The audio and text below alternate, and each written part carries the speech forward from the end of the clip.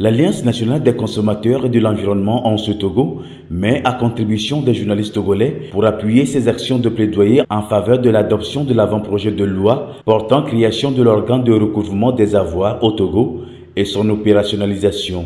Avec le soutien financier du groupe intergouvernemental d'action contre le blanchiment d'argent en Afrique de l'Ouest, JIABA, cet atelier organisé jeudi 8 mai 2025 à Lomé en faveur de la cible pose les bases de cette collaboration afin de tirer davantage la sonnette d'alarme sur les méfaits des flux financiers illicites pour le continent africain en général et pour le Togo en particulier. Aujourd'hui, nous avons des lois, nous avons des institutions qui luttent contre le blanchiment de capitaux, qui œuvrent à confisquer et à recouvrer les avoirs qui ont été volés pour assurer le développement de notre pays. Mais ce qui manque pour que ces lois puissent être effectives, pour que ces institutions puissent travailler et qu'on puisse avoir des résultats concrets, il faut qu'il y ait une structure ou bien une institution qui se charge de localiser, de neutraliser et de recouvrer ces avoirs-là qui sont volés avant de le mettre au service de notre cher pays, le Togo. Deux modules ont essentiellement fait objet de communication lors de cette rencontre.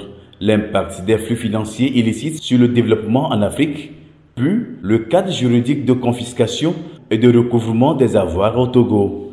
De ce renforcement de capacité, on attend un accompagnement sans faille des professionnels des médias dans cette lutte. C'est un plaidoyer que nous allons faire. Et puis une seule institution, comme nous sommes une organisation non gouvernementale, nous ne pouvons pas le faire seuls.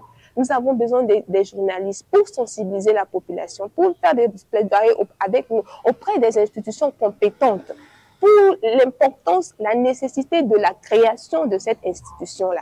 Parce qu'aujourd'hui, c'est vrai, nous savons, quand nous lisons les lois, nous voyons les institutions qui sont en place, nous savons qu'il manque quelque chose. Donc, nous avons besoin des journalistes, vous êtes des médias, vous publiez chaque temps, les gens vous suivent. Donc, il faut que nous puissions, au travers de vos médias, ensemble avec vous, au travers de vos médias, de vos articles, inciter la population, sensibiliser la population sur la nécessité et l'importance de la création de cette institution. Les pratiques fiscales et commerciales illicites, les marchés illégaux, la corruption et autres, les activités de type vol et financement du terrorisme font partie des flux financiers illicites. Et en moyenne par an, on estime que l'Afrique perd plus de 50 milliards de dollars du fait des flux financiers illicites. De quoi renforcer davantage les arsenaux juridiques pour recouvrer ces fonds en faveur du développement des pays.